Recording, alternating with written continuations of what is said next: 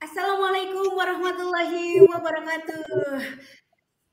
Selamat malam dan selamat bergabung kembali dengan kami, Komunitas Belajar ID Kabupaten Sumeneb. Nah, apa kabar para sahabat ID Belajar Kabupaten Sumeneb? Semoga baik-baik saja ya.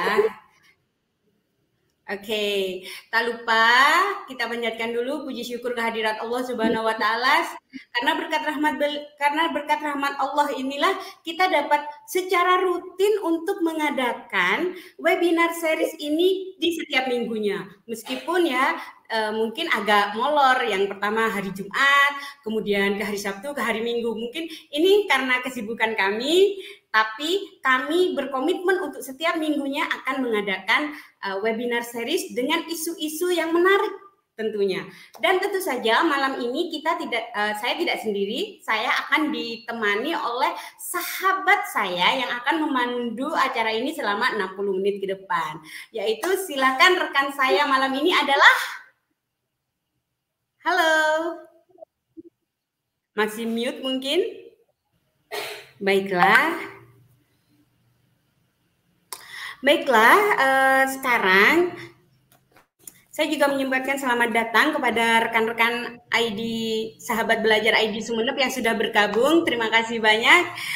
Kita akan membahas pada webinar series ketiga ini dengan tema capaian pembelajaran, tujuan pembelajaran dan bagaimana mendesain alur tujuan pembelajaran yang diselenggarakan oleh Komunitas Belajar ID Sumeneb pada tanggal 21 Agustus 2002 diadakan secara virtual. Nah, jangan lupa juga ikuti kami di Komunitas Belajar ID di platform Merdeka Mengajar dan juga ikuti di channel YouTube kami di Komunitas Belajar ID. Jangan lupa nyalakan lonceng notifikasinya sehingga tidak ketinggalan jadwal-jadwal kami yang pastinya sangat menarik dengan narasumber yang tidak kalah hebat-hebatnya. Nah, kemudian saya juga mengundang Ibu Bapak untuk terus bergabung di komunitas kami di grup WA, sehingga kita dapat berdiskusi secara aktif setiap hari meskipun kita tidak mengadakan webinar. Mungkin ada yang kurang jelas, kita bisa berkonsultasi juga di grup WA. Jadi kita ada 3 cara ya Ibu Bapak, ada di platform Merdeka Mengajar, ada di channel YouTube kami, dan di grup WA. Nah, tidak lupa juga kita akan mendatangkan narasumber-narasumber hebat, termasuk narasumber malam ini nih yang tidak diragukan lagi kompetensinya. Mari kita sapa dulu dengan Bapak Muhammad Saleh Horman. Assalamualaikum Bapak. Waalaikumsalam warahmatullahi wabarakatuh. Bagaimana kabarnya Bapak? Alhamdulillah, terima kasih sudah bergabung bersama kami. Sehat Bu Tutu. Oke, Bapak Saleh Horman ini adalah narasumber yang sudah tidak diragukan lagi ya, jam terbangnya. Beliau kalau saya bacakan mungkin 60 menit ke depan ini habis untuk membacakan kurikulum vitae beliau. Yang paling saya ingat pada waktu kurikulum sebelumnya, beliau adalah instruktur nasional kurikulum K13, betul ya Pak? Pada kurikulum sebelumnya. Ya, betul. Yang paling saya ingat itu Bapak dijaketin langsung sama Bapak Menteri, Bapak Anies Baswedan. Waduh, hebat banget. Saya ikut bangga loh Pak, meskipun meskipun saya cuma melihat dari jauh, tapi saya senang ada tokoh dari Sumeneb yang langsung terlihat secara nasional. Nah, di kurikulum Merdeka ini, Bapak Saleh Horman ini, wah ini panjang sekali nih kurikulum vitae-nya ini. Wah, ini sudah melanglang buana secara nasional.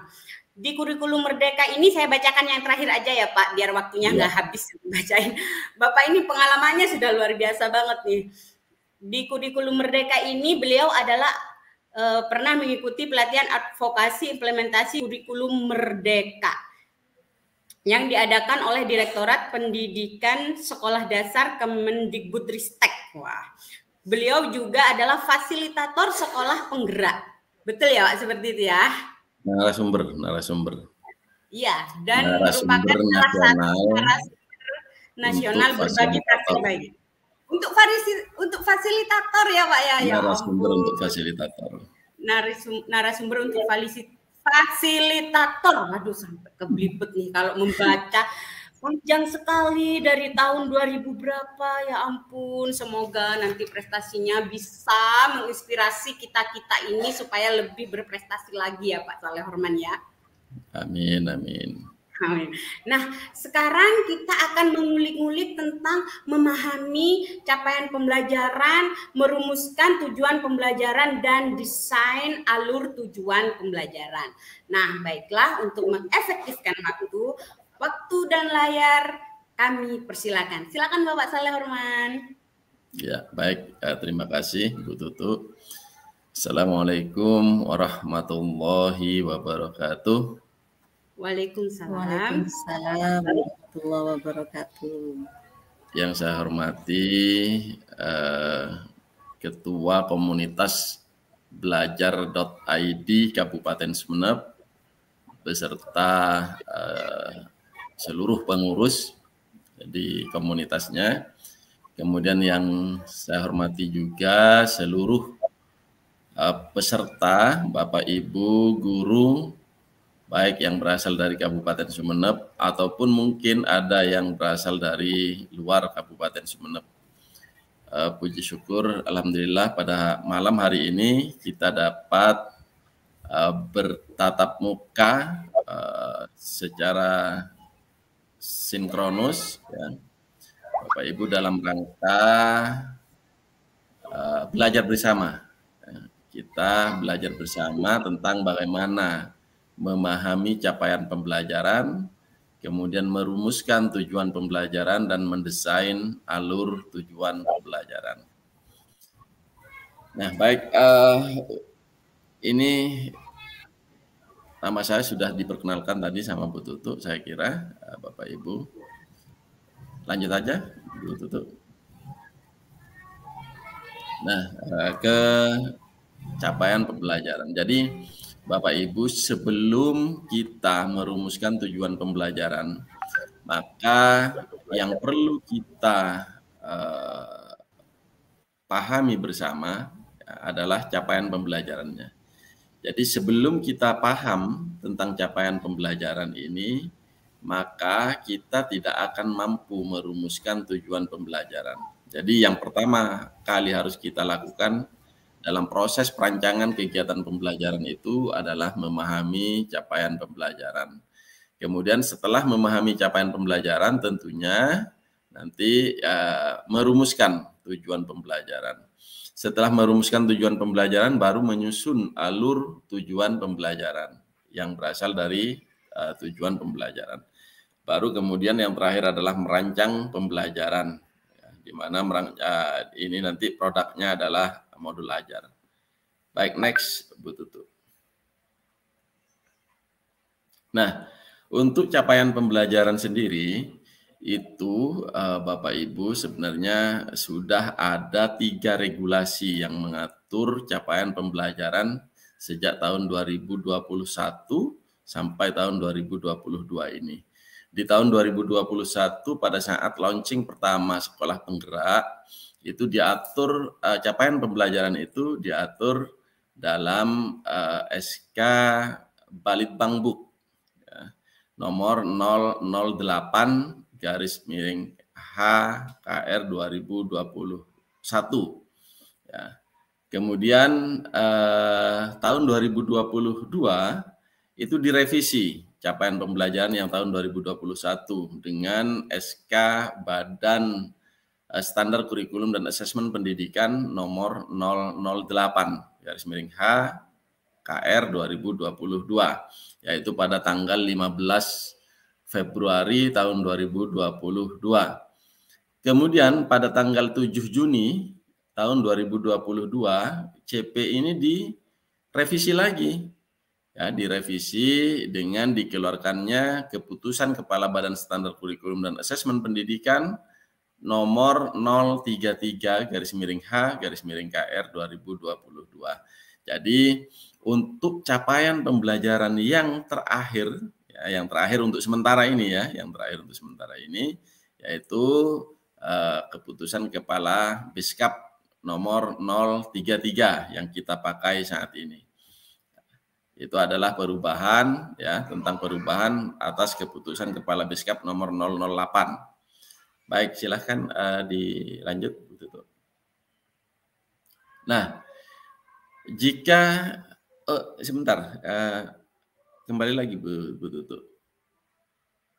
Kembali lagi yang tadi. Nah, itu diklik. Bisa nggak Bu Tutu? Keputusannya itu diklik. Nah, pas di keputusan itu diklik. Nggak bisa ya? Itu di link, saya link ke capaian pembelajarannya. Nggak bisa ya? Ini saya link sebenarnya, saya link ke capaian pembelajaran. Jadi enggak apa-apa. Oke, nanti ada itu ya, capaian pembelajaran yang di slide berikutnya. Oke, lanjut aja, lanjut. Nah, jika dianalogikan dengan sebuah perjalanan berkendara, maka CP itu sebenarnya adalah tujuan umum, ya. Tujuan umum yang akan dicapai dengan tentunya ada waktu yang sudah ditentukan. Jadi di capaian pembelajaran itu tujuannya apa? Yaitu untuk mencapai kompetensi pada akhir fase. Itu tujuannya. Makanya di setiap CP ya, pada setiap fase itu di akhir fase peserta didik mampu bla bla bla. Itu. Kemudian CP itu juga ditentukan waktunya, ada waktunya. Waktunya yaitu satu fase untuk SD itu, satu fasenya diatur dalam 2 tahunan. Jadi fase A kelas 1 dan 2, fase B kelas 3 dan 4, fase C kelas 5 dan 6. Jadi untuk fase A itu CP-nya akan dicapai pada akhir kelas 2. Dan fase B CP-nya akan dicapai pada akhir kelas 4. Kemudian untuk fase C ya, CP-nya akan dicapai pada akhir kelas 6. Jadi begitu ya, untuk mencapai CP itu sudah ditentukan 2 tahunan untuk sekolah dasar.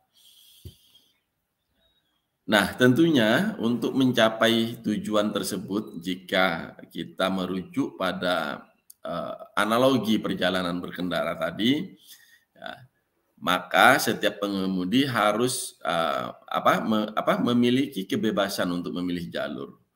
Boleh mau memilih jalur apapun, misalnya kita dari Sumeneb mau ke Surabaya, boleh kita pengemudi itu memilih jalur selatan atau mungkin jalur Pantura mungkin ya.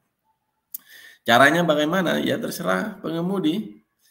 Kemudian alatnya apa yang digunakan? Terserah pengemudi juga. Siapa pengemudi itu? Ya, pengemudi itu adalah guru. Jadi guru pengemudinya, kemudian tujuannya itu adalah CP. Kemudian waktunya 1 fase atau 2 tahun untuk SD. Jadi begitu Bapak Ibu. Next. Nah, garis finish CP itu ada di akhir kelas 12. Jadi garis finishnya CP itu nanti ya pada saat akhir kelas 12. Mengapa kok di akhir kelas 12 bukan di akhir kelas 6 ya? Karena CP itu sebenarnya tujuan akhirnya adalah mencapai profil pelajar Pancasila. Dan profil pelajar Pancasila ini akan tercapai nanti pada akhir kelas 12 atau akhir fase F. D, E, F ya betul, di akhir fase F. Kemudian penggunaan istilah fase ini dilakukan untuk membedakan dengan kelas. Jadi beda antara fase dan kelas. Kalau kelas itu ada kelas 1, 2, 3, sampai 6. Kalau fase itu fase A, B, sampai F. Fase itu sebenarnya dimulai dari fase fondasi di PAUD, kemudian dan berakhir di fase F di kelas 12. Kemudian fase juga memberikan keleluasaan dan keadilan bagi guru. Jadi dengan adanya fase, guru akan lebih leluasa ya, untuk mengatur pembelajarannya.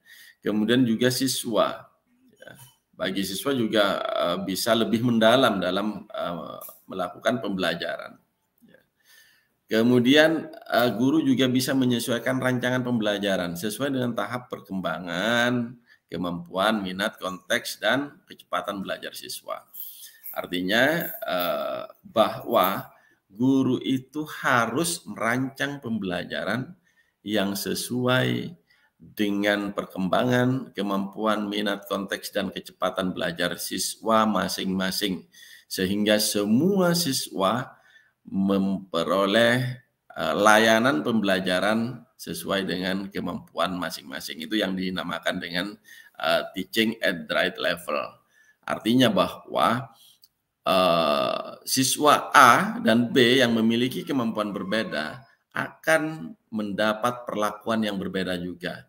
Ini yang nanti akan ada istilah pembelajaran terdiferensiasi. Bagaimana pembelajaran terdiferensiasi itu terlaksana?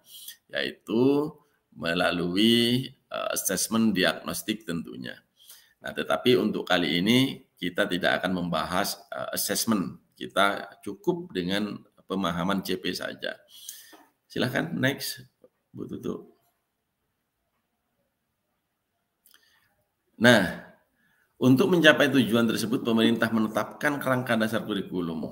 Ya, jadi capaian pembelajaran itu ada di kerangka dasar kurikulum, di mana kerangka dasar kurikulum itu terdiri dari 3, yaitu struktur kurikulum, capaian pembelajaran, dan prinsip pembelajaran dan asesmen. Struktur kurikulum itu sudah diatur dalam Kemendikbudristek nomor 262/M/2022. Sedangkan capaian pembelajarannya tadi diatur dalam SK Beskap nomor 033/H/KR 2022. Kemudian prinsip pembelajaran dan asesmen ini sudah ada di panduan. Yang kita gunakan adalah panduan prinsip pembelajaran dan asesmen pada tahun 2022. Oke, next.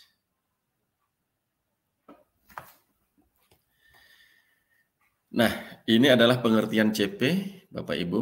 Ya, CP itu adalah kompetensi pembelajaran yang harus dicapai peserta didik pada setiap fase. Jadi, sebenarnya CP itu adalah kompetensi yang harus dicapai pada setiap fase.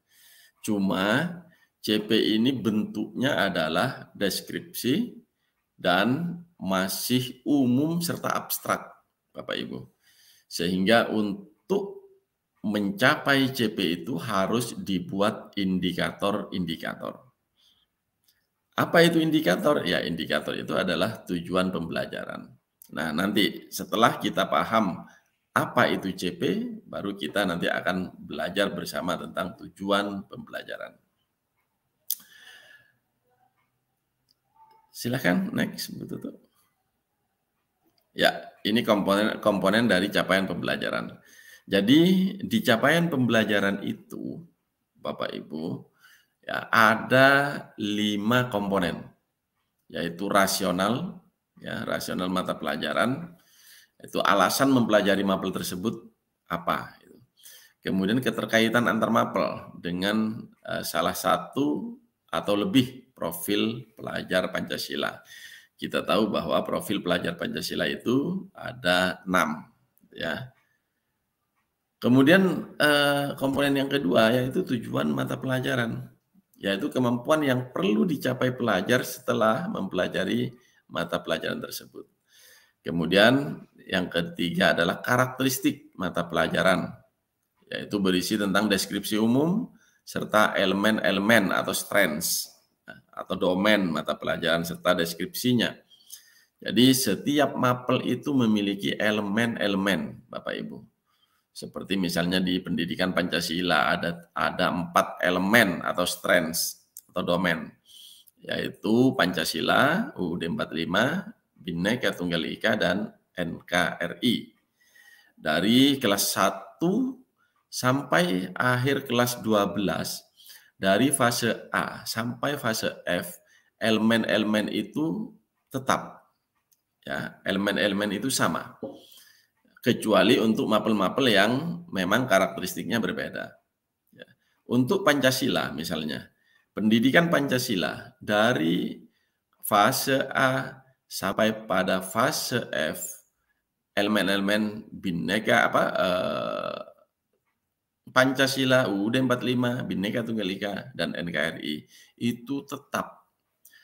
Sampai SMA kelas 12 pun siswa itu belajar tentang Pancasila, kemudian UUD 45, Bhinneka Tunggal Ika, dan NKRI. Mengapa?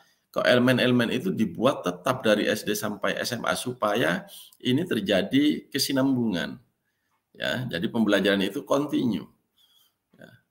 Dari SD sampai nanti SMA. Mengapa? Karena yang akan dicapai adalah CP. Kapan CP dicapai? Pada akhir kelas 12. Mengapa? Kok ini berkesinambungan? Karena kita akan mencapai profil pelajar Pancasila. Jadi begitu, Bapak Ibu. Nah, capaian yang keempat adalah capaian dalam setiap fase secara keseluruhan. Jadi ada capaian secara keseluruhan, ya, capaian umum dari setiap mapel itu. Kemudian juga ada capaian setiap fase menurut elemen. Jadi selain capaian secara keseluruhan setiap mapel itu juga ada capaian setiap elemen. Terus yang mana yang akan kita gunakan untuk membuat TP-nya? Bapak Ibu boleh menggunakan merumuskan TP dari capaian secara keseluruhan, silahkan. Tapi juga kita sebenarnya ketika ada elemen-elemen itu, ada domain-domain itu, maka ini akan lebih memudahkan, ya, untuk menyusun atau merumuskan tujuan pembelajaran. Jadi sebaiknya ketika kita akan merumuskan tujuan pembelajaran, kita ambil deskripsi yang terdapat pada capaian pembelajaran di setiap elemen. Next.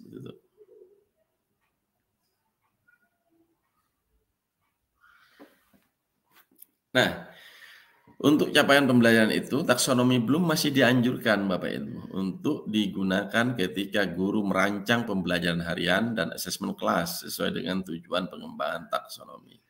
Jadi, taksonomi Bloom ini berguna untuk menerjemahkan standar ke dalam istilah dan bahasa yang lebih konkret dan operasional untuk digunakan sehari-hari. Artinya apa? Bahwa karena tadi sudah saya sampaikan bahwa deskripsi pada capaian pembelajaran itu masih bersifat abstrak dan umum, kita perlu mengkonkretkan. Ya.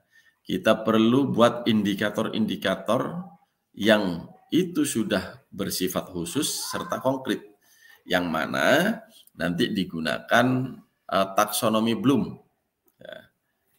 Karena di dalamnya itu ada kata kerja operasional, ya, yang sudah direvisi oleh Anderson dan Krathwohl. Itu yang kita gunakan untuk kata kerja operasionalnya. Mengapa menggunakan kata kerja operasional? Karena kompetensi yang ingin kita capai itu harus harus bisa diukur, ya, harus bisa diukur. Sehingga kita perlu menggunakan kata kerja operasional versi Bloom yang sudah direvisi oleh Anderson dan Krathwohl.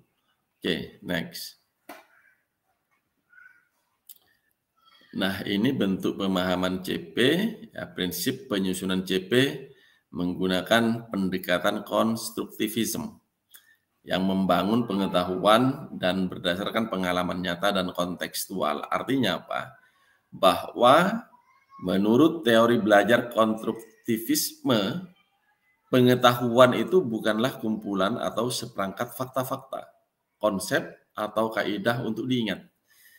Jadi pengetahuan itu bukan hanya fakta, konsep, kaidah yang dihafalkan oleh siswa, tidak. Tetapi konsep memahami dalam CP, dalam teori konstruktivisme adalah proses membangun pengetahuan melalui pengalaman nyata. Jadi bahwa pengalaman ini tidak pemahaman itu tidak bersifat statis, tetapi pemahaman itu berevolusi dan berubah secara konstan sepanjang siswa mengonstruksikan pengalaman-pengalaman baru yang memodifikasi pemahaman sebelumnya. Artinya bahwa memahami dalam teori konstruktivisme ini tidak sama dengan memahami pada taksonomi Bloom. Kalau di taksonomi Bloom, memahami ini berada pada level C2. Ya, jadi levelnya masih rendah. Tetapi pada teori konstruktivisme, memahami ini sudah berada pada level yang tinggi. Ya, nanti kita akan pelajari apa saja aspek atau faset dari memahami ini. Oke, next.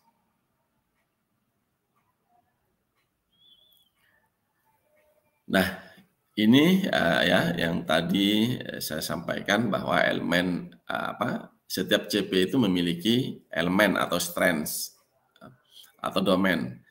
Nah, setiap CP suatu mata pelajaran memiliki beberapa elemen atau kelompok kompetensi esensial yang berlaku sama untuk semua fase pada mata pelajaran tersebut. Nah, ini yang saya sampaikan. Artinya bahwa elemen dari satu mata pelajaran itu sama dari SD sampai SMA, dari kelas 1 sampai akhir kelas 12. Itu sama elemennya. Kemudian masing-masing elemen tersebut memiliki capaian per fasenya yang saling menunjang untuk mencapai pemahaman yang dituju. Jadi setiap fase itu saling menunjang. Kemudian elemen sebuah mapel mungkin saja sama atau berbeda dengan mata pelajaran lain. Artinya bisa jadi misalnya di bahasa, ada bahasa Indonesia, bahasa Inggris, elemennya sama. Bisa juga berbeda. Itu maksudnya. Contoh ini ya. Dalam CPSD terdapat elemen nilai agama dan budi pekerti, jati diri dan dasar-dasar literasi, matematika, sains, teknologi, rekayasa dan seni. Dalam CP matematika terdapat elemen bilangan, ya, aljabar, pengukuran, geometri, analisis data dan peluang. Ini adalah elemen-elemen dalam matematika dan agama serta budi pekerti. Oke, next. Nah, ini 6 faset atau aspek pemahaman menurut teori konstruktivisme tadi. Ya. Next saja nanti ke penjelasan ini Bapak Ibu. Jadi pada 6 aspek pemahaman itu ya, merupakan bentuk-bentuk pemahaman yang digunakan dalam JP dan tidak harus hierarkis. Artinya 6 faset ini tidak harus berurutan. Ya. Apa saja 6 faset itu dalam pemahaman? Yaitu yang pertama penjelasan.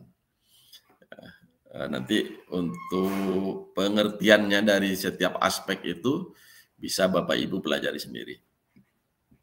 Kemudian interpretasi, ya, penafsiran. Kemudian yang ketiga aplikasi. Nah, jadi aplikasi itu merupakan bagian atau aspek dari pemahaman. Padahal kalau di taksonomi Bloom, aplikasi itu ada di atasnya pemahaman. Tetapi di teori konstruktivisme, aplikasi itu merupakan aspek dari pemahaman. Kemudian perspektif, melihat suatu dari sudut pandang yang berbeda. Kemudian empati. Dan yang terakhir adalah pengenalan diri atau self-knowledge. Memahami diri sendiri yang menjadi kekuatan area yang perlu dikembangkan serta proses berpikir dan emosi yang terjadi secara internal.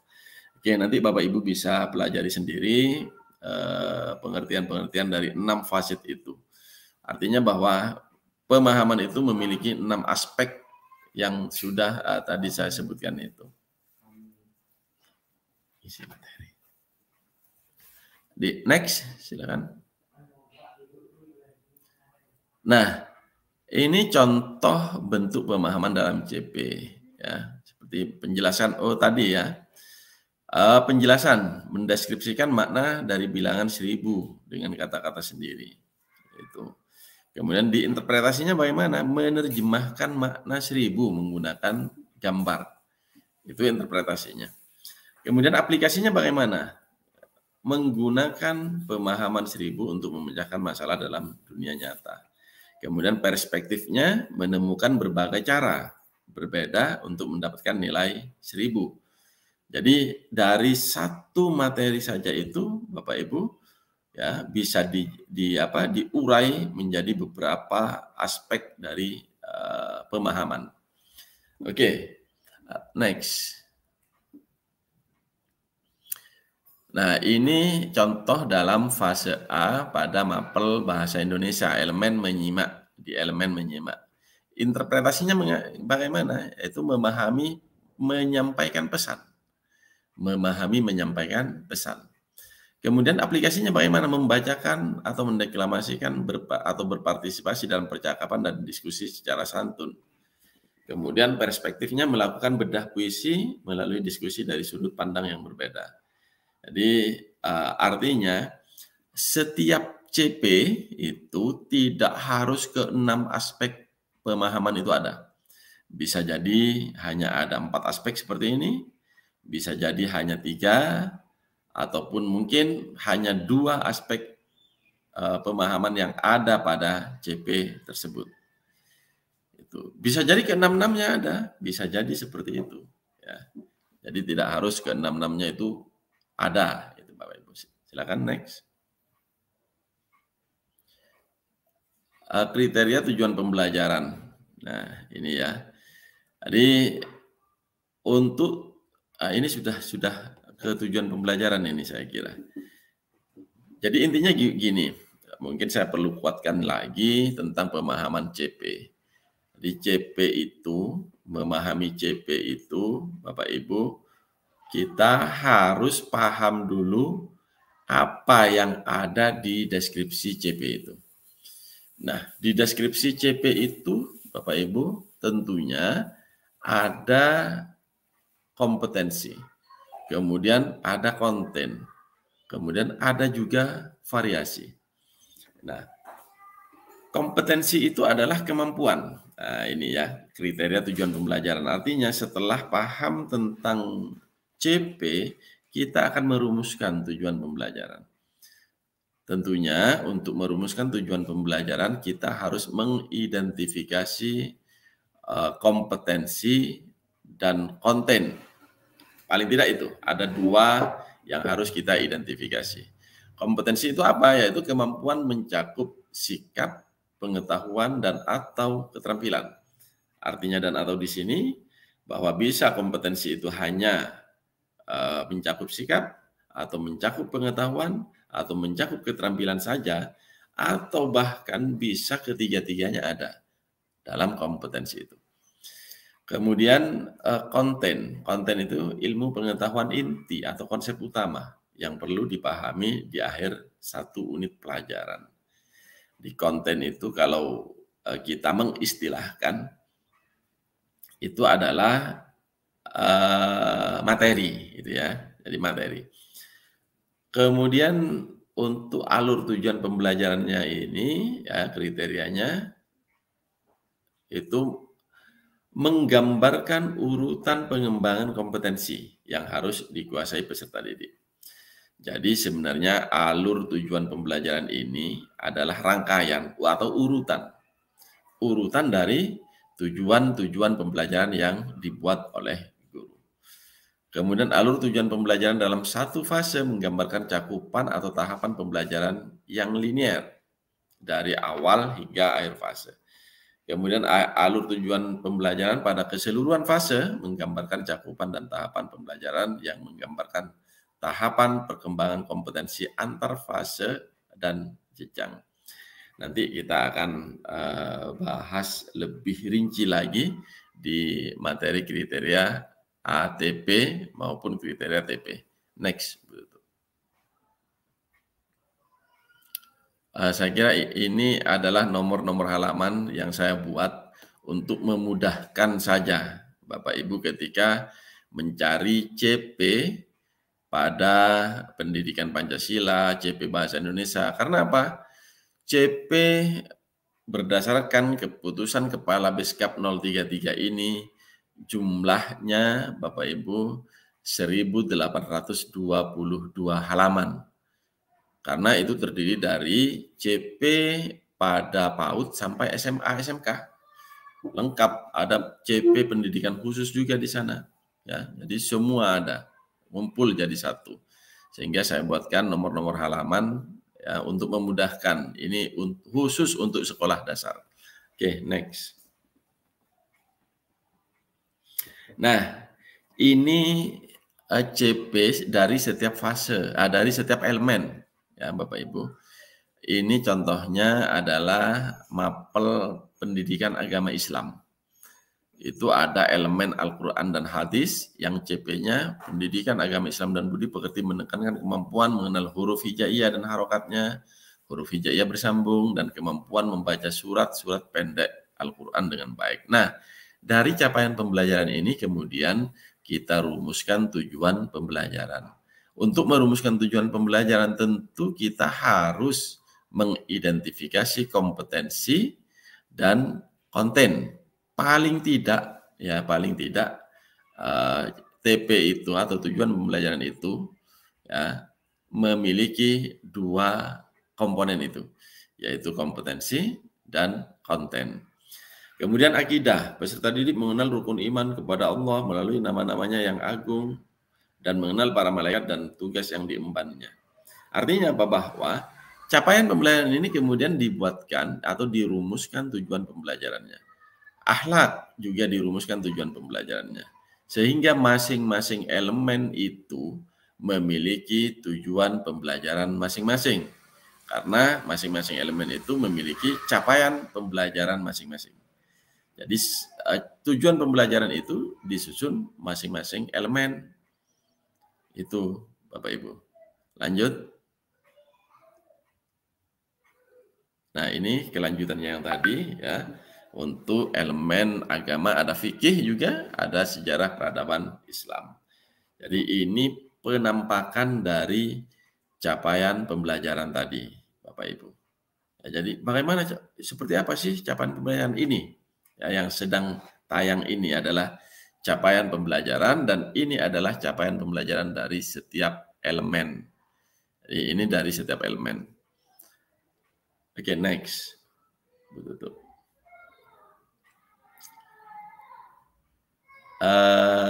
Ini tadi sudah kayaknya ya. Capaian pembelajaran, ya sudah ini.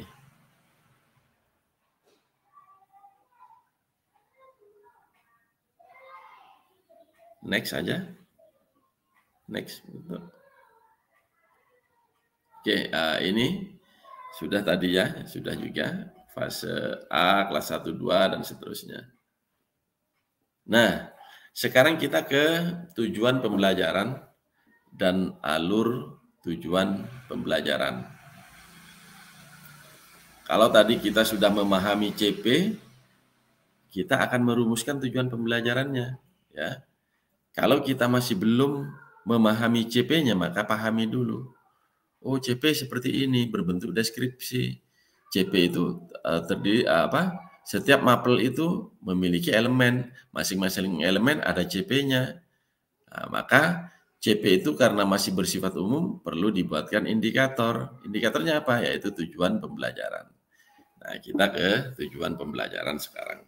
Bagaimana merumuskan tujuan pembelajaran dan bagaimana nanti kita menyusun alur tujuan pembelajaran. Oke, next. Nah, ini untuk memahami kaitan dan posisi capaian pembelajaran, Bapak Ibu. Jadi, capaian pembelajaran itu, ya, capaian pembelajaran itu tidak boleh kita kembangkan. Ya, tidak boleh dikembangkan oleh guru karena capaian pembelajaran itu adalah given, sudah diberi oleh pemerintah. Yang bisa kita kembangkan adalah tujuan pembelajaran dan alur tujuan pembelajaran. Itu yang bisa kita kembangkan.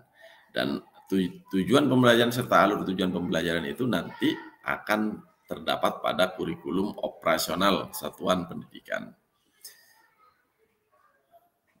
Baik, next.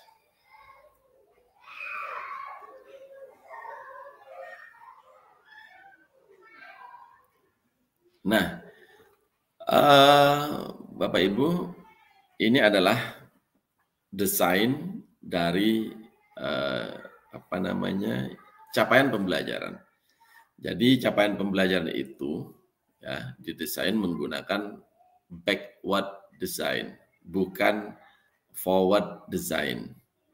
Nah, kalau forward design itu yang pertama kali dilakukan adalah aktivitas belajarnya. Ya. Setelah aktivitas belajar dilakukan, baru assessment, kemudian tujuan pembelajaran terakhir.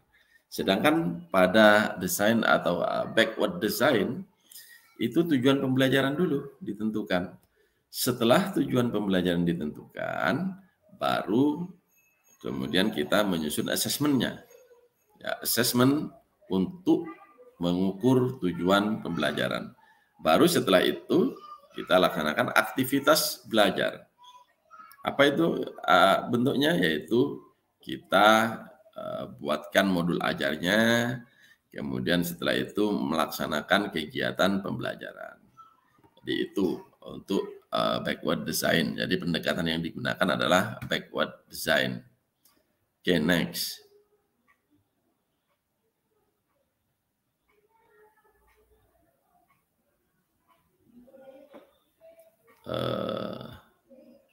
Ya, dalam backward design ya sebenarnya tujuan akhirnya adalah profil pelajar Pancasila. Nah, sebenarnya apa sih profil pelajar Pancasila ini? Profil pelajar Pancasila itu adalah pelajar sepanjang hayat yang memiliki kompetensi, berkarakter, dan berperilaku sesuai dengan nilai-nilai Pancasila. Jadi itu sebenarnya profil pelajar Pancasila. Terdapat di mana ini? Sebenarnya profil pelajar Pancasila itu merupakan terjemahan dari tujuan pendidikan nasional. Jadi dari tujuan pendidikan nasional diterjemahkan ke dalam profil pelajar Pancasila, setelah itu diturunkan atau di breakdown ke dalam SKL, dari SKL di breakdown lagi ke dalam standar isi, standar proses, kemudian standar penilaian, serta standar lainnya. Kemudian dari standar-standar itu di breakdown lagi ke kerangka dasar kurikulum. Baru setelah itu di breakdown ke dalam kurikulum operasional satuan pendidikan. Jadi strukturnya seperti itu. Ya, Bapak Ibu. Baik, next.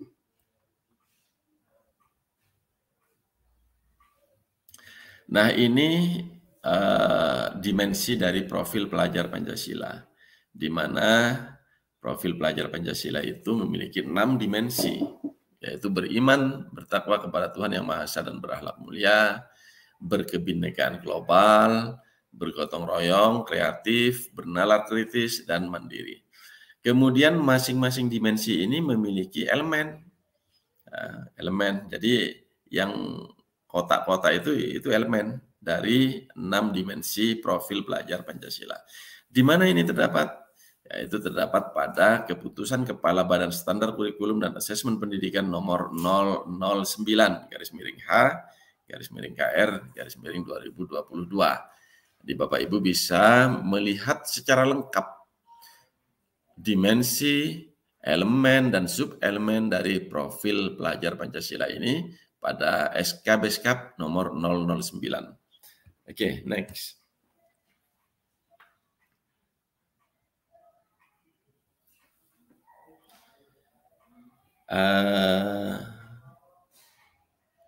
Lanjut aja, lanjut. Ini sudah tadi. Nah, ini juga sudah ya. Jadi TP itu terdiri dari kompetensi dan konten. Oke, lanjut. Nah, oh sudah ini tadi ya. Oke, next sudah ini. Muncul lagi ya. Merumuskan TP dan ATP dari kalimat CP. Oke. Untuk merumuskan TP dan ATP dari kalimat CP ya, kita bisa melakukan dengan 3 cara ini. Itu yang pertama, rumusan TP mengacu pada kompetensi dan konten pada CP. Jadi CP tadi itu ya, yang berbentuk deskripsi itu memiliki kompetensi dan konten. Kompetensi tadi sudah kita belajar bersama ya, bahwa kompetensi itu adalah kemampuan yang dapat didemonstrasikan. Kemampuan apa itu?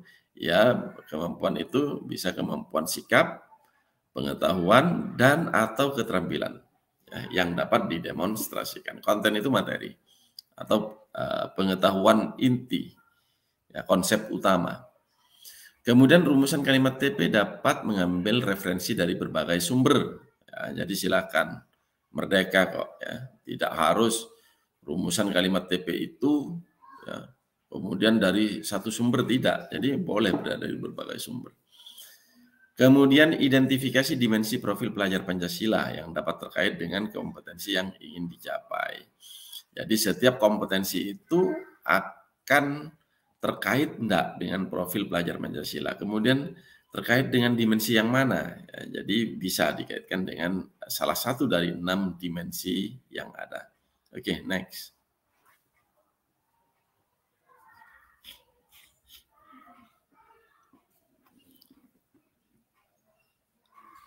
Merumuskan tujuan pembelajaran. Nah, next saja, next. Sama aja ini sudah, saya kira. Oke, nah ini Bapak Ibu, taksonomi Bloom yang tadi dimaksud itu ya berguna dalam proses perumusan TP. Jadi gunanya nanti pada perumusan TP. Namun taksonomi Bloom ini telah direvisi oleh Anderson dan Krathwohl. Ya, Anderson dan Krathwohl ini adalah muridnya Bloom sebenarnya. Kemudian taksonomi Bloom ini dinilai lebih relevan untuk konteks belajar saat ini. Anderson dan Krathwohl mengelompokkan kemampuan kognitif menjadi tahapan berikut, yaitu mengingat ini 6 kompetensi itu ya, 6 kompetensi, 6 level kognitif. 6 level kognitif, yaitu mengingat, memahami, mengaplikasikan, menganalisis, kemudian mengevaluasi, dan mencipta atau meng-create. Lanjut, begitu. Ya, lanjut.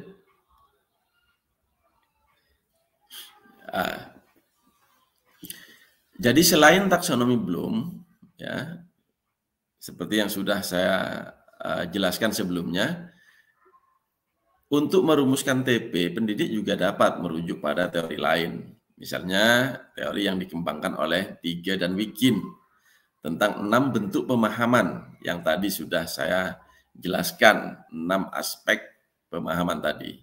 Itu teori yang dikembangkan oleh Tige dan Wikin. Lanjut. Nah, ini penjelasan, interpretasi, terus next. Kemudian aplikasi, perspektif, terus empati dan pengenalan diri atau refleksi diri. Jadi 6 aspek dari pemahaman ini merupakan teori yang dikembangkan oleh Tige dan Wikin.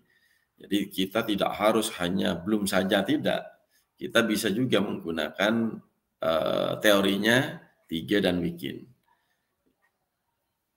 Yang mana Tige dan Wikin ini memegang atau aliran teorinya adalah aliran konstruktivisme, di mana pemahaman itu merupakan level yang tertinggi. Oke, next. Selain itu, ya selain yang dua itu, tentunya kita boleh menggunakan teori dari Marzano, di mana Marzano ini ya mengembangkan teori-teori dari tingkat dengan menggunakan tingkat-tingkatan.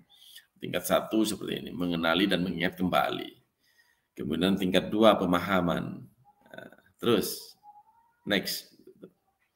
Tingkat 3, analisis. Tingkat 4, pemanfaatan pengetahuan. Next. Kemudian tingkat 5, metakognisi. Dan tingkat 6-nya adalah sistem diri. Jadi ini adalah tingkat-tingkat yang dikembangkan oleh Marzano, ya, dari Marzano. Oke, next. Nah, pendidik ini sudah tadi ya, merumuskan kompetensi pada JP. Ini alternatif untuk merumuskan TP dengan beberapa cara seperti ini ya. Jadi cara yang pertama merumuskan TP itu secara langsung. Jadi dari kalimat JP langsung rumuskan TP. Boleh. Yang kedua, mengidentifikasi dulu kompetensi dan kontennya. Setelah diidentifikasi kompetensi dan kontennya, baru merumuskan TP. Itu yang cara 2. Cara ketiga, merumuskan TP lintas elemen CP. Artinya bagaimana? Dari beberapa elemen itu, misalnya seperti pendidikan Pancasila, ada 4 elemen.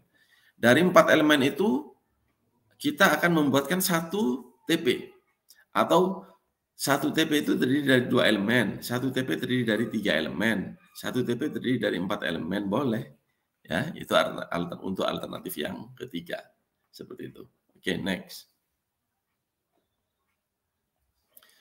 Nah, ini adalah Bapak Ibu ya contoh CP yang ada pada SK Beskap nomor 033. Nah, tetapi ini banyak yang tanya. Loh Pak, kok IPAS itu ada di akhir fase A, peserta didik mengamati, kok ada IPAS di fase A? Ya, tentunya Bapak Ibu juga bertanya-tanya.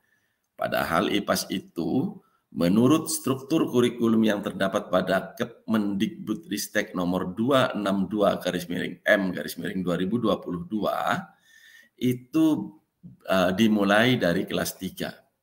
Di 3, 4, 5, 6. 1, 2 itu tidak ada di struktur kurikulum. Tapi kok di CP ada, Pak?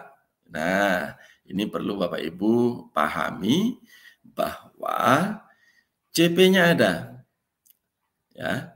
Terus apakah ini kemudian dibuatkan TP, Pak? Tidak perlu, Bapak Ibu. Karena CP-CP ini terintegrasi pada mapel-mapel lain. Jadi untuk IPAS fase A, CP-nya terintegrasi pada mapel lainnya, Bapak Ibu. Jadi tidak perlu diperdebatkan ya. Kok ada? Padahal di struktur tidak ada ya itu. Apakah salah ketik? Enggak, ini tidak salah ketik. Sama seperti prakarya, Bapak Ibu. Ada CP prakarya, padahal di mapelnya enggak ada prakarya. Terus kemana prakarya itu, Pak? Terintegrasi ke mapel-mapel lain. Misalnya di matematika ada prakarya, di bahasa Indonesia ada prakarya. Kemudian CP-nya mengambil dari mana? Ambil dari CP prakarya yang ada pada SK Beskap 033. Itu ya Bapak Ibu. Oke. Dari kalimat ini tentunya di sini ada kompetensi dan konten Bapak Ibu. Silakan diamati dulu. Peserta didik mengamati fenomena dan peristiwa secara sederhana dengan menggunakan panca indera, menyusun dan menjawab dan seterusnya. Di sini ada kompetensinya dan juga ada kontennya tentunya. Dan juga ada variasi. Nah, jadi sebenarnya ada 3 komponen untuk penyusunan TP itu, tapi minimal terdiri dari 2 komponen, yaitu kompetensi dan konten, Bapak Ibu. Untuk variasi itu tidak wajib ada pada kalimat tujuan pembelajaran.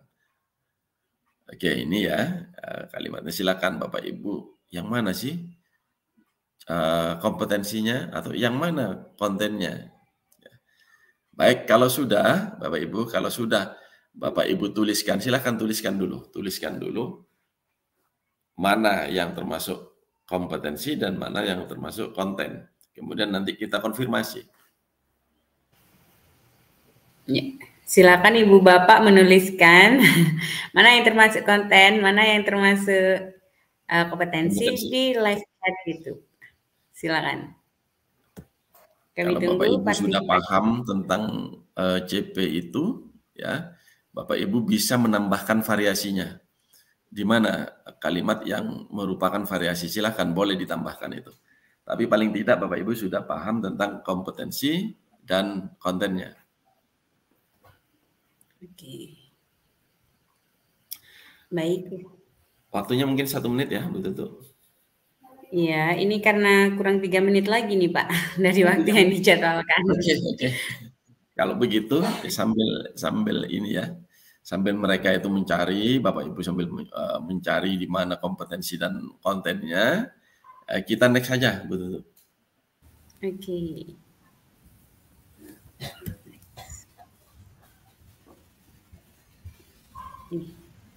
Nah, ini Bapak Ibu ya. Jadi ini tugas ini. Wes, next saja, next. Oke. Nah, ini dia kompetensinya Bapak Ibu. Mengamati, menyusun pertanyaan, menjawab pertanyaan, membuat prediksi, melakukan penyelidikan, eksplorasi, dan seterusnya. Kontennya, fenomena dan peristiwa di lingkungan sekitar, panca indera, alat sederhana, itu dalam konteks pengukuran. Oke. Ini bisa dikonfirmasi jawaban Bapak Ibu tadi. Lanjut.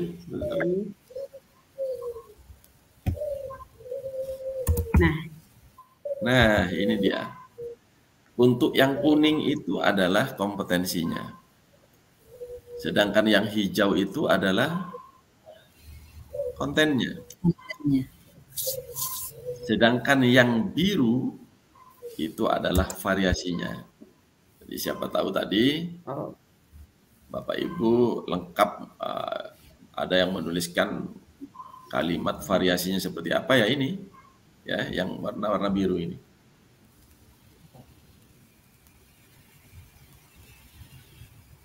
Oke, bisa dipahami ya Bapak Ibu.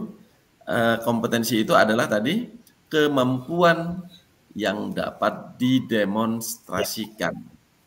Nah, itu. Oke, lanjut. Oke. Next. Kalau sudah habis, diberitahu saya butuh tuh ya waktunya. Sudah habis Bapak sebetulnya. Oke, gini. Ini sebenarnya belum ke ATP ya. Untuk ATP-nya itu, Bapak Ibu, saya jelaskan 1 menit ya, betul ya. Oke, silakan Bapak. Alurnya itu Bapak Ibu bisa mengurutkan TP-TP-nya. Jadi misalnya satu elemen didapatkan 5 TP, maka Bapak Ibu urutkan yang 5 TP itu. TP 1, 2, 3, 4, 5. Jangan lupa di setiap elemen yang TP-nya harus dibagi menjadi 2. Mengapa kok dibagi 2? Karena setiap fase itu terdiri dari 2 kelas.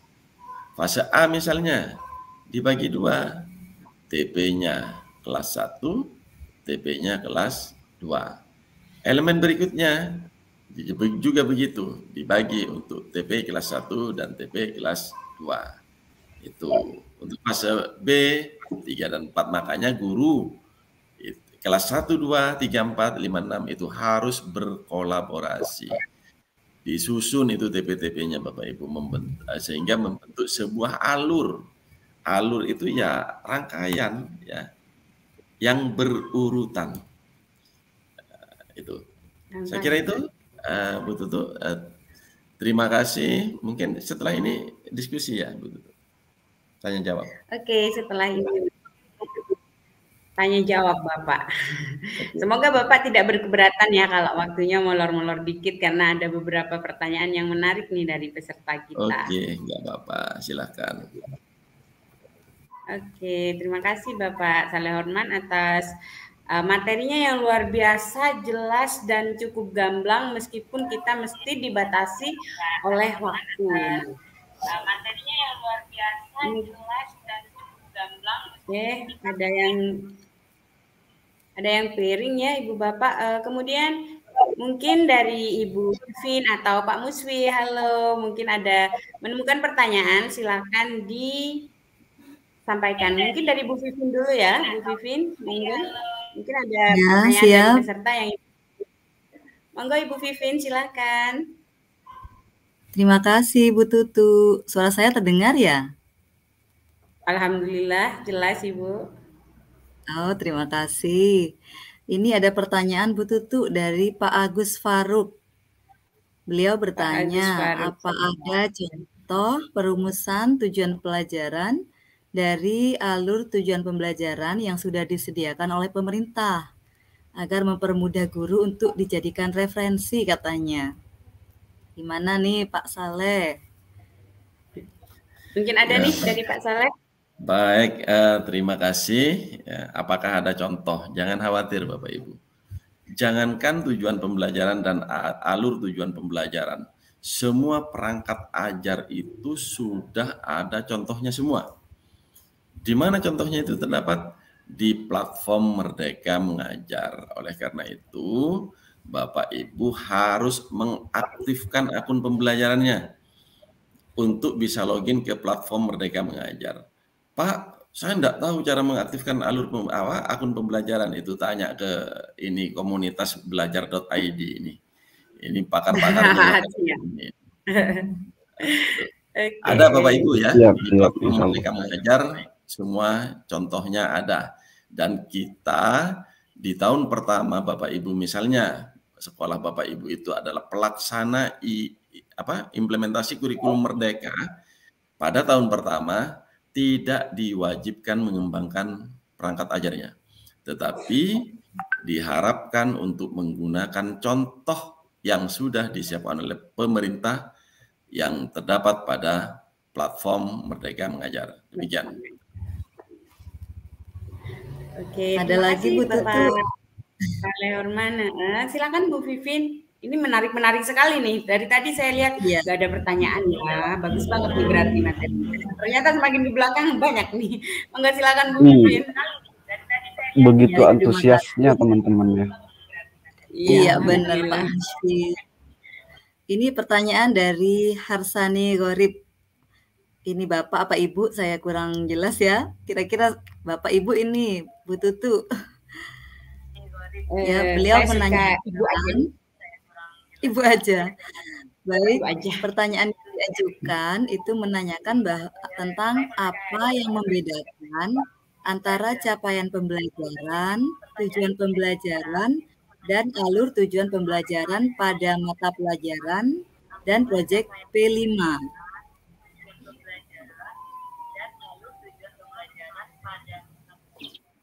Ya, sepertinya terima kasih. Ada yang suaranya dari Pak Musfi mungkin. Suaranya Pak Musfi. Terima kasih pertanyaan dari Pak Harsani Gorib ya. Nah, apa sih bedanya CP, TP, ATP pada mapel dan proyek? CP itu kaitannya dengan intrakurikuler, Bapak Ibu. Jadi pada kurikulum Merdeka ini ada dua kegiatan utama, yaitu kegiatan intrakurikuler dan kegiatan proyek penguatan profil pelajar Pancasila atau P5. Nah, CP kaitannya dengan mapel dan CP tidak ada kaitannya dengan proyek. Jadi CP itu kaitannya dengan intrakurikulernya, tidak ada kaitan dengan proyek. Kemudian TP ya, TP yang dimaksud di sini adalah TP pada yang dirumuskan dari CP, kan begitu. Untuk tujuan pembelajaran pada proyek itu beda, ya. Tujuan pembelajaran pada proyek itu tidak diturunkan dari CP, tetapi dari proyek itu sendiri. Kemudian ATP-nya, alurnya. Kalau ATP itu, ya, itu pada intrakurikuler. Untuk proyek tidak ada ATP. Ya. Yang ada di proyek itu adalah tahapan-tahapan. Ada tahap pengenalan, tahap kontekstualisasi, tahap aksi, tahap refleksi, dan tindak lanjut. Itu yang membedakan. Begitu, Bu Vivin. Ya, makasih Bapak. Sama-sama. Mungkin ada lagi Bu Tutu. Ada nih dari Pak Agus Faruk lagi nih. Ntar saya show dulu. Oke. Dalam penyampaian Bapak tadi, bahwa dalam merumuskan TP harus ada kaitannya dengan P5. Pertanyaannya, bagaimana menyusun TP tersebut, sedangkan P5 tersebut tidak ada kaitannya dengan mapel? Monggo, ya, silakan. baik, terima kasih Pak Agus Faruk. Ya, tadi saya jelaskan bahwa TP itu kaitannya bukan dengan P5, Pak Agus, tetapi dengan profil pelajar Pancasila P3, Pak Agus, bukan P5. Jadi bukan beda, proyeknya ya, Pak. Kalau proyeknya. P5 itu proyeknya, tapi profil pelajar Pancasila itu terdapat pada kegiatan intrakurikuler dan juga pada kegiatan proyek. Begitu. Mungkin seperti penilaian karakternya ya Pak, ketika pembelajaran itu diamati juga. Ya. Jadi yang diamati itu adalah dimensi pada profil pelajar Pancasilanya. Nah, jadi profil pelajar Pancasila ada pada kegiatan intrakurikuler dan juga ada pada kegiatan P5. Jadi itu. Nah, mungkin Bu Vivin menemukan lagi nih Bu yang perlu dibahas nih, atau Bu Vivin punya pertanyaan sendiri, atau Pak Muswi silakan, mumpung kita bersama narasumber hebat kita nih malam ini, mari kita gali-gali. Monggo silakan Pak Muswi atau Iya, terima kasih Bu. Ini dari hampir 100 peserta yang ikut malam ini, masih ada satu ini Pak yang tersisa dari pertanyaan Ibu Guru Irina Octavia. Dari Bu Irina ini menanyakan seperti ini Bapak, Pak Saleh Horman. Ya. Masih bingung Bapak antara konten dan variasi. Oh iya, ya. Okay. Monggo ditanggapi Bapak. Iya. Mohon maaf ya Bu Irina Octavia tadi. Sebenarnya saya akan menjelaskan sampai ke sana itu ya. Cuma karena waktunya habis gitu ya. Akhirnya saya tidak sampai penjelasan saya sampai ke variasi itu. Tapi oke, terima kasih. Ini sudah ditanyakan agar kita sama-sama memiliki pemahaman yang kuat tentang tadi bahwa TP itu terdiri dari 3 komponen atau 3 aspek ya. Kompetensi, kalau kompetensi sudah tahu ya Bu Irina ya. Kompetensi itu adalah kemampuan yang dapat didemonstrasikan. Kemudian konten sudah tahu juga kita sudah tadi ya, pengetahuan inti atau konsep utama atau materi. Terus variasi itu apa sih? Nah, variasi itu adalah kemampuan atau keterampilan yang kita gunakan untuk mencapai kompetensinya. Itu Bu Irina ya. Jadi misalnya kompetensinya apa? Kompetensi yang ingin dicapai adalah menyajikan. Nah, ini misalnya ya. Mengamati. Peserta didik mengamati fenomena dan peristiwa secara sederhana dengan menggunakan panca indera. Jadi keterampilan yang digunakan ya, untuk bisa mencapai kompetensi mengamati adalah menggunakan panca indera. Atau misalnya seperti ini, dengan panduan peserta didik berpartisipasi dalam penyelidikan. Jadi untuk berpartisipasi dalam penyelidikan, maka keterampilan yang digunakan adalah dengan panduan. Jadi begitu. Keterampilan yang digunakan intinya ya, keterampilan yang bahwa apa namanya tadi, variasi itu adalah keterampilan yang digunakan untuk mencapai kompetensi yang ingin dicapai.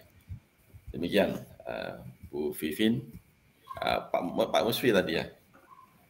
Iya. Oke, baik. Mungkin tidak ada pertanyaan lagi nih. Saya juga yang mau tanya dong, Pak. Saya juga. Boleh, silahkan. Gini, kan yang digembar-gemborkan di IKN itu adalah merdeka. Nah, ya, yang given dari pemerintah itu adalah CP. Sesuai tadi ya, yang perubahannya dari tahun 2021 sampai ke yang SKB ini nomor 033. Nah, Bapak, yang saya dengar, makanya saya konfirmasi langsung ini dengan narasumber hebat kita, kita itu bebas menentukan TP dan bebas menentukan ATP-nya. Nah, terus kita, kemerdekaan seperti apa yang diberikan oleh pemerintah kita dalam menyusun TP dan ATP? Kisi-kisinya itu, kebebasannya itu sampai mana, ataukah kita bebas sebebas-bebasnya, atau ada batasan-batasan yang harus kita pegang nih? Oh, batasannya ini sampai sini nih saya menyusunnya, kemerdekaannya itu sampai sini, ataukah kita bebas sebebas-bebasnya, atau ada sesuatu yang harus kita jadikan landasan, oh sampai sini aja itu kemerdekaannya. Mungkin itu, Pak. Ya, terima kasih Bu Tutu. Ini pertanyaan yang berbobot sekali ini. Jadi kebebasan yang dimaksud dalam merumuskan tujuan pembelajaran itu seperti apa sebenarnya? Ya. Ketika kita merumuskan tujuan pembelajaran, maka jangan lupa bahwa semua tujuan pembelajaran yang kita rumuskan itu harus mencapai CP. Artinya harus mencapai CP, jangan sampai ada kompetensi yang terlewatkan yang terdapat pada CP untuk tidak dibuatkan tujuan pembelajarannya. Artinya bebas bagaimana, Pak? Berarti kemudian kita bebas menulis apa saja, ternyata ada kompetensi yang terlewati. Nah, itu. Makanya kita menggunakan berbagai macam cara apapun, yang penting CP dapat tercapai. Di CP itu ada kompetensi. Ingat, ada kompetensi, ya, ada konten, ada variasi. Nah, kompetensinya itu yang akan kita capai. Tetapi, nah ini triknya, ya, bisa menggunakan berbagai cara kan, kebebasannya di sana. Misalnya guru, ya, akan menyusun TP, merumuskan TP dari kompetensi yang didapatkan, sudah kompetensi itu saja langsung dibuatkan, setiap kompetensi gabungkan dengan kontennya, dirumuskan tujuan pembelajarannya, selesai. Boleh seperti itu. Boleh juga dari beberapa kompetensi digabung. Artinya 2 atau 3 kompetensi digabung menjadi satu TP dengan menggunakan kata kerja operasional lain. Boleh, ya. Boleh. Yang penting kata kerja operasional yang digunakan itu mewakili kompetensi yang digabung tadi. Peserta didik dapat menjelaskan, peserta didik dapat mengaplikasikan atau menerapkan. Boleh tidak kita kemudian gunakan peserta didik dapat memahami? Boleh kan?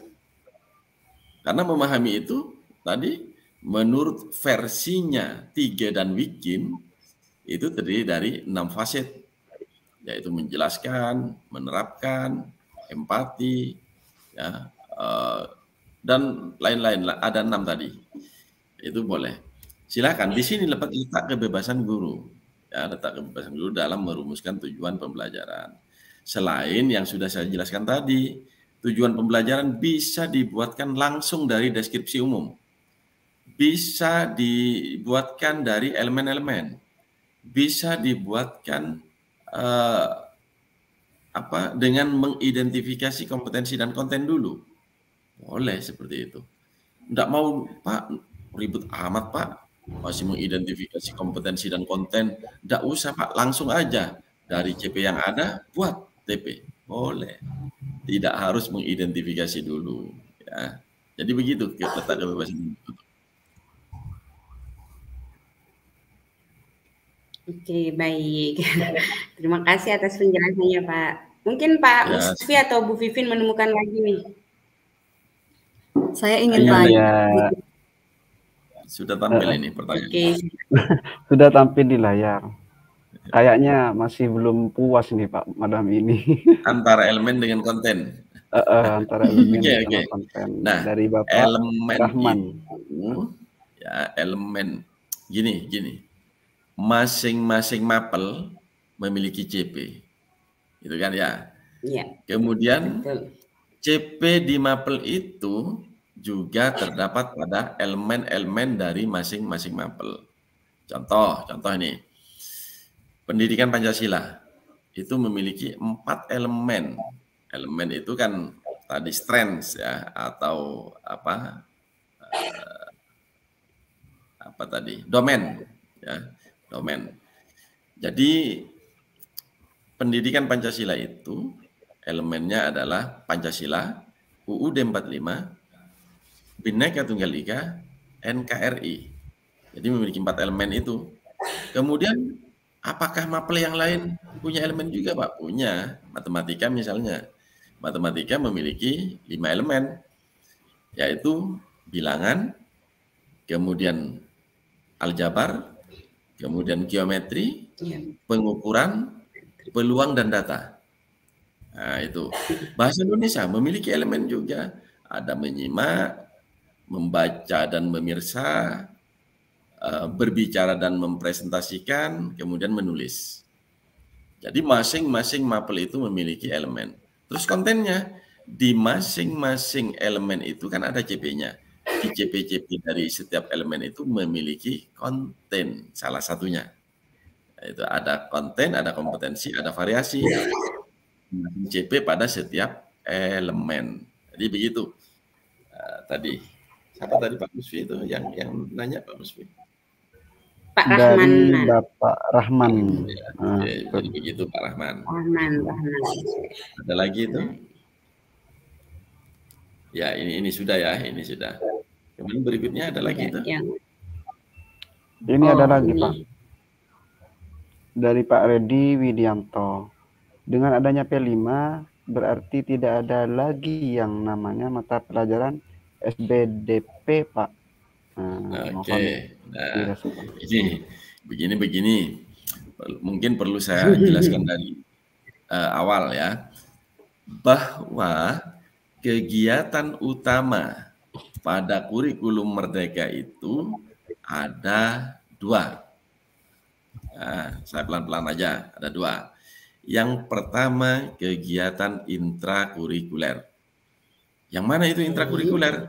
Intrakurikuler itu adalah pembelajaran yang mapel PAI, pendidikan Pancasila, bahasa Indonesia, matematika, termasuk SBDP. Itu ada pada kegiatan intrakurikuler.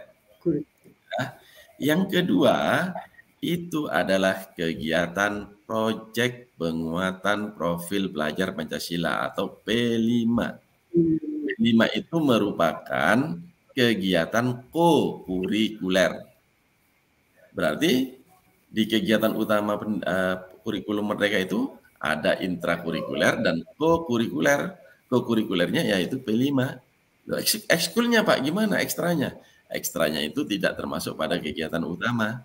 Dan P5 itu tidak ada kaitannya dengan mapel. Gitu ya.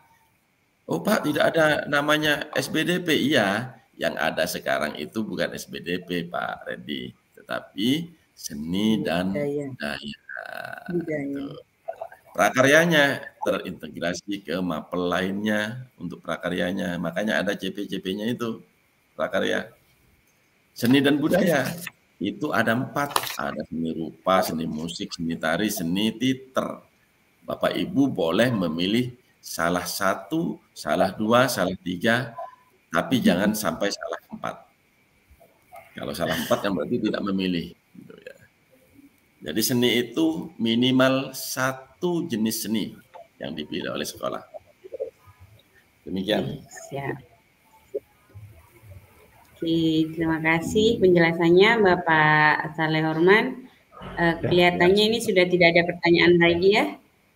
Kayaknya Oke, sudah mungkin agak puas semua sudah. Sudah ya, sudah tuntas semua. Mungkin walaupun sebenarnya masih banyak yang ada di benak itu untuk kita luapkan sebenarnya. Cuman karena mungkin gimana waktunya Bu Vivin, Bu Tutu. Iya. Sebenarnya saya punya satu pertanyaan loh, Bu. Monggo silakan, satu aja dari Bu Vivin sebagai pertanyaan penutup. Ya, pertanyaan pamungkas kayaknya. Pertanyaan pamungkas. Ya. Tadi dijelaskan bahwa dalam penyusunan TP itu perlu ada kolaborasi antara 2 kelas yang berada dalam satu fase. Nah, pertanyaan saya, bagaimana cara melakukan pembagian CP, Pak, dalam fase tersebut? Apakah dibagi per elemen ataukah semuanya harus include masuk di tiap kelas? Semua CP yang ada di dalam itu yang sudah di given itu tadi. Oke. Kira-kira bagaimana, Pak? Oke, terima kasih Bu Vivin. Nah, yang dibagi bukan CP-nya ya, yang dibagi, tetapi ya, TP-nya. Ya, tujuan pembelajarannya yang nanti dibagi menjadi 2, yaitu untuk fase A 1, 2, fase B 3, 4, fase C 5, 6. Ya. Nah, bagaimana cara membaginya? Maka setiap elemen itu buatkan TP dulu dari setiap elemen. Ya. Nah, setelah selesai membuat TP dari setiap elemen, maka TP dari setiap elemen itu yang kemudian dibagi menjadi 2. Contoh, di elemen mapel pendidikan Pancasila. Pada elemen Pancasila menghasilkan 4 TP nih misalnya. 4 TP itu Pak mau dibagi 2-2, silahkan. 2 di kelas 1, 2 di kelas 2. Kemudian elemen Undang-Undang Dasar 1945 menghasilkan 5 TP. Oke, misalnya 2 di kelas 1, 3 di kelas 2. Boleh, silakan. Atau 3 di kelas 1, 2 di kelas 2. Tergantung kesepakatan dari guru yang berkolaborasi. Kemudian Bhinneka Tunggal Ika dibuatkan juga TP-nya, dibagi 2. NKRI dibuatkan TP-nya dibagi 2. Yang tidak boleh itu, kemudian dibagi elemennya. Elemen Pancasila dan UUD untuk kelas 1, Bhinneka Tunggal Ika dan NKRI di kelas 2, itu yang tidak boleh. Karena di setiap kelas elemen itu harus ada. Karena elemen itu berkesinambungan dari kelas 1 sampai kelas 12 atau dari fase A sampai ke fase F. Demikian Bu Vivin. Terima kasih Bapak. Ya, sama-sama. Aduh, ternyata dari apa yang kita rencanakan yang akan membahas CP, TP, dan ATP, kita masih berhenti di tengah jalan nih. Masih sampai di TP, belum ke ATP. Tetapi sudah banyak sekali masukan yang kita dapat dari Bapak Muhammad Saleh Horman nih. Mungkin saya sebagai host ini minta closing statement nih dari Bapak. Apa yang harus kita lakukan untuk memahami CP dan TP dan ATP ini? Mungkin ada saran dari Bapak, silakan Bapak. Oke, terima kasih Bapak Ibu peserta semuanya. Sedikit saja untuk closing statement saya, yaitu bahwa pada setiap perubahan kita harus open mind. Jadi jangan alergi terhadap setiap perubahan, karena kita harus yakin bahwa setiap perubahan yang ada akan membawa dampak yang baik terhadap kehidupan kita. Terima kasih. Baik, terima kasih Bapak Saleh Horman sebagai narasumber kita malam ini. Sudah banyak sekali masukan-masukan dan materi yang sangat berharga bagi kita yang akan melaksanakan dan masih dalam proses memahami IKM ini. Nah, mungkin saya sebagai narasumber ingin sebagai host bukan narasumber, maksudnya saya ingin menyimpulkan beberapa dari apa yang sudah disampaikan oleh narasumber kita pada malam ini, bahwa perancangan kegiatan pembelajaran itu kita harus memperhatikan beberapa hal. Yang pertama memahami CP, kemudian baru kita merumuskan TP, dan baru menyusun alur tujuan pembelajaran. Nah, mungkin ada kesimpulan lain yang bisa ditambahkan dari rekan saya, Ibu Afiatur Rizkia atau Bapak Ahmad Musfi, silakan.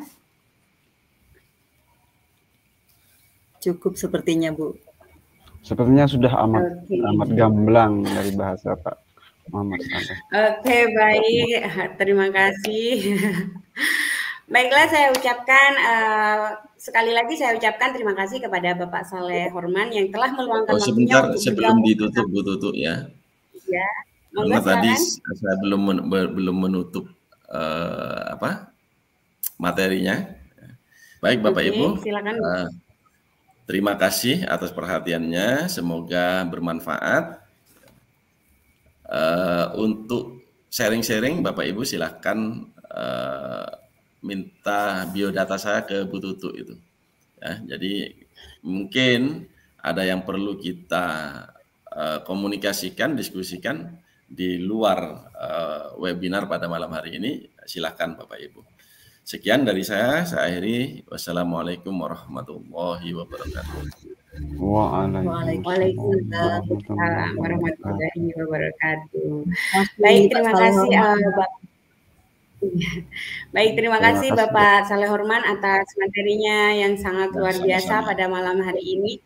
Saya juga mengucapkan terima kasih kepada rekan-rekan yang sudah membantu saya, Ibu Afiatur Rizkia, Bapak Ahmad Musfi, dan rekan admin yang ada di belakang layar. Saya juga mengucapkan terima kasih kepada peserta yang sudah menyimak dari awal sampai akhir. Saya memberikan apresiasi yang setinggi-tingginya. Dan jangan lupa juga untuk mengikuti kami di Komunitas Belajar ID Sumeneb di platform Merdeka Mengajar, dan juga jangan lupa untuk subscribe channel YouTube kami, dan jangan lupa nyalakan lonceng notifikasinya. Duh, sudah macam vlogger nih saya. Saya juga menunggu gabungan dari Bapak Ibu untuk bergabung di grup WhatsApp kami yang bisa langsung Ibu Bapak tertaut nanti kalau bergabung di platform Merdeka Mengajar. Nah, saya juga mengingatkan Ibu Bapak sesuai dengan himbauan dari narasumber kami bahwa silakan aktifkan akun Belajar ID-nya untuk bisa mengakses platform Merdeka Mengajar.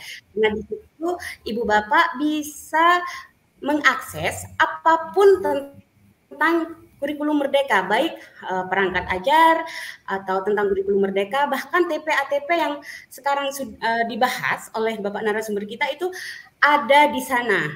Nah, kemudian juga jangan lupa untuk misalnya Bapak Ibu mencari modul ajar nih, modul ajar saya itu juga sudah terbit di platform Merdeka Mengajar. Maaf nih, promosi, silakan. Promosi.